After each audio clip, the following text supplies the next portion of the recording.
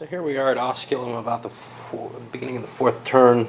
Pyrrhus did his special elite leader bonus. Made an attack, a lot of elephants hitting, some getting flank shots. Knocked out most of the Roman line, but there's still a couple of units here. However, one of the elephants rampaged. A rout effect. This guy. Bounced around, routed one of my hoplite units and did a significant amount of damage to the Greek units, and now he's dead and will count towards overall losses. Alright, just wanted to catch that, but when you rampage, you're rolling kind of on this, but with a 10-sider, and on a 0 it goes to the nearest friendly unit, and on a 7 through 9, for the most part, you're able to, the rider is able to drive a wedge into the elephant and kill more elephants and finish them off. But yeah, it definitely weakened the Greek line there to have an elephant rampaging throughout. However, they did quite a number on the Romans as well. And I've got some elephants loose facing Cav. That's going to be kind of scary. Got the ox carts in place. Maybe they can make it up and do something. We'll see. Okay, so let me just mark this off. This is the end of the fourth turn. Got some points again. 35 and 42 is 77 more Greek points. Up to 147, that's not good, and 25 for the Romans for this. Okay, what happened? Well, not a lot. The fighting was all down here, whatever there was. The Roman Cavs come in and chased off some of the Greek Cav that had swept in, driving the infantry back. It's looking like it's a Cav battle happening on a hill, which isn't the greatest place for Cav to fight.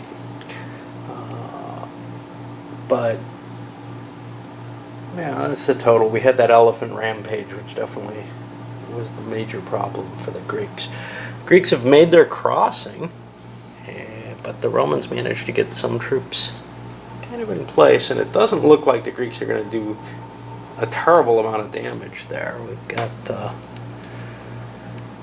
he got trumped after a success, but other than that, there's just not a lot going on there. Right now it looks not too good for the Greeks, simply because of the losses they've been taking trying to push the attack here. You know, it's really hard to play without actually trying to do something. Yeah, I know there's a chance that if the Greeks don't advance anywhere, they'll get to play over here. But I'd like to increase that chance. It just seems like this is not happening very nicely. Alright, I guess we're on to the fifth turn now. Well, Pyrrhus's initial action was very bad news for the Romans. He slammed in, moved 2 elephants. He's only got 4 total in the game. One's dead. One he didn't want to move. The other 2 charged forward. Moved some Cav forward to make attacks. Knocked out one of these poor little ox carts with Cav. But the biggie is that he routed several Cav, pushed others back, just with the threat of that elephant charging into them. Cav just cannot stand against the elephants. When they get hit, especially at the flank, they're gone, and if they don't get hit, they have to pull away. Well, we'll see if the Romans can prevent a complete breakthrough here. And also, of course, whether they can gain some sort of advantage by this Cav attack that happened over on their right flank. Well, the Greek Cav, has driven aside some of the Roman Cav there. nothing's really collapsing on that Roman side. However, the Romans are about ready to launch some of their cav. I had to look up some rules about hitting elephants. They can do it. They don't get the tactical advantage, so it's pretty questionable. So they're going to probably concentrate on the cav. However, I noticed that I, back on Heraclea, screwed up. Not a big deal, but if the cav is approached by the elephants, and I may have screwed up here too, they have to attempt an orderly withdrawal. So that +5 bonus was something of an effect, but I think all it meant is that the elephants took a hit or two that they shouldn't have, and they weren't in bad shape then. One thing we've got is Greek cav that did not go chasing the Romans off. Looked like it did. It hit here, and then they went this way, and then let's see. I gotta find. They don't have a path through. I think they charged to here. This is the closest they came to a path, and now they're in kind of an unpleasant situation. So that's actually the situation. I thought they had a way to slip through, but they do not. So, I mean, maybe this way, but I'm just not gonna buy that. Alright, so I gotta figure out what the Romans are gonna do. I think they're gonna try a cav counterattack.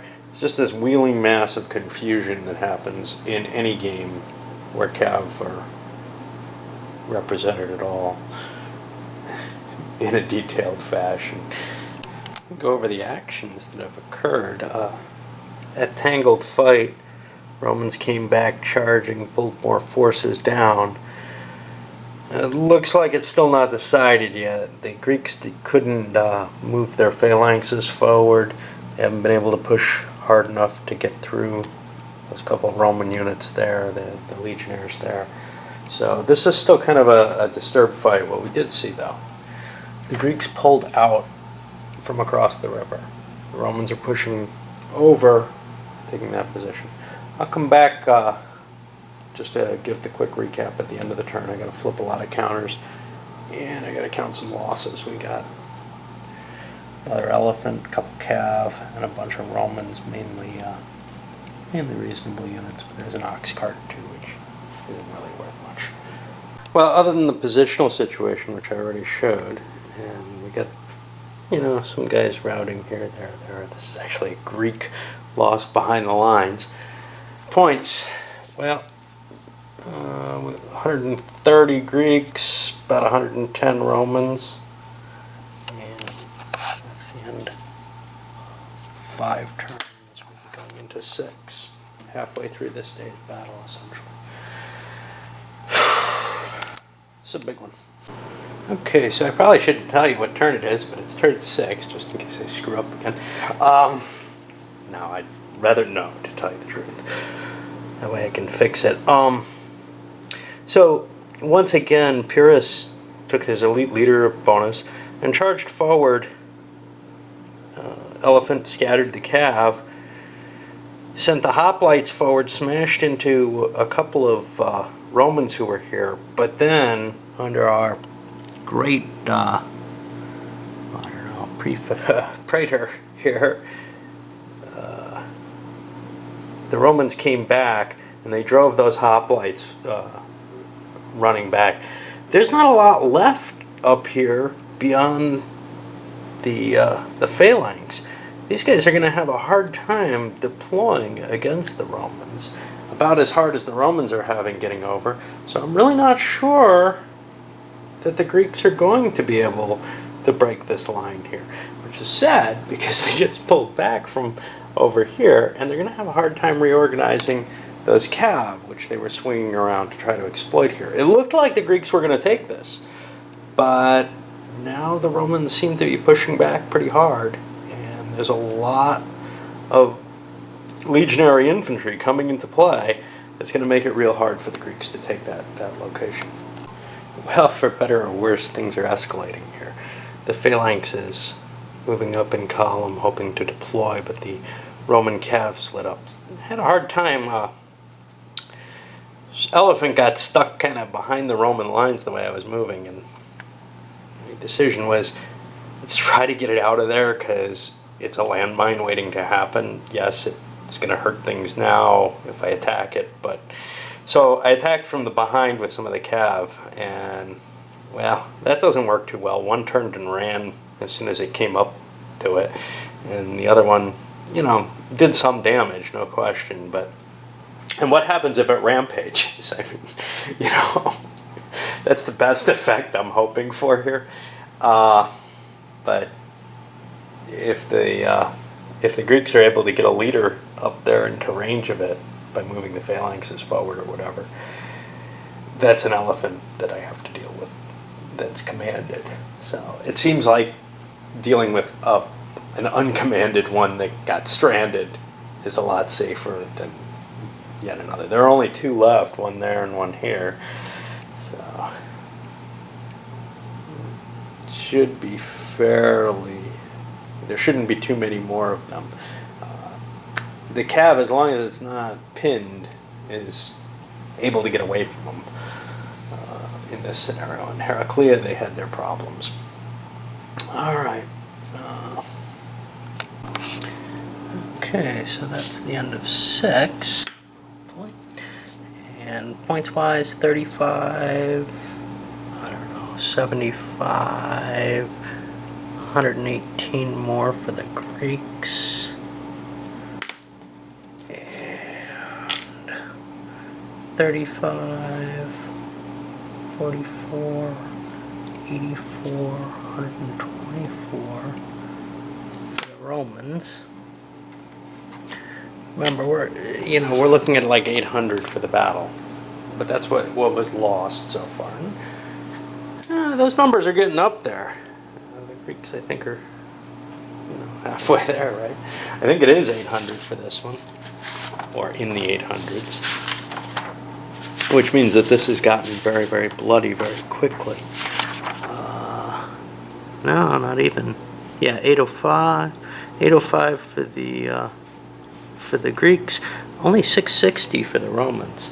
So they've got to maintain this kind of lower production of losses. Not much changed over here. I mean, I moved most of those early. All we see is the routing units heading off. Now the Romans will have a good chance to be able to get them rallied before they become points.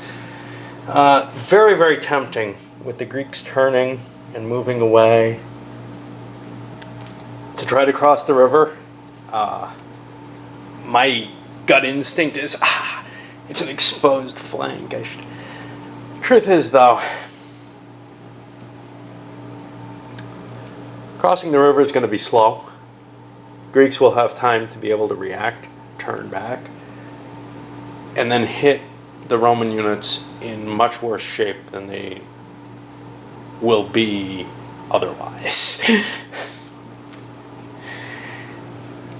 The onus of the attack is on the Greeks, and it would have to be much, much better situation than it is currently for the Romans to want to cross. Now, if this Greek cav pulls away, which I think it's going to, it may be worth the Romans to move a legion over here, deploy it, and provide a threat.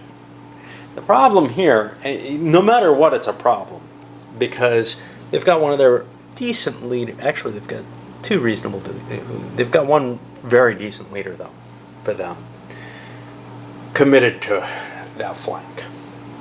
They felt that was necessary, and by doing that, and no matter what, they kind of have to place somebody who can command a decent number of troops. As long as the fight hasn't moved over here, they've got to have something to garrison back there. Not just the troops, but someone who can lead them. So it doesn't really make a difference whether the Romans move across the river, form up, and provide a viable threat, or just stay here. They're still going to have a leader or two that they're going to have to devote to that. Now, for the Greeks, it's no big deal.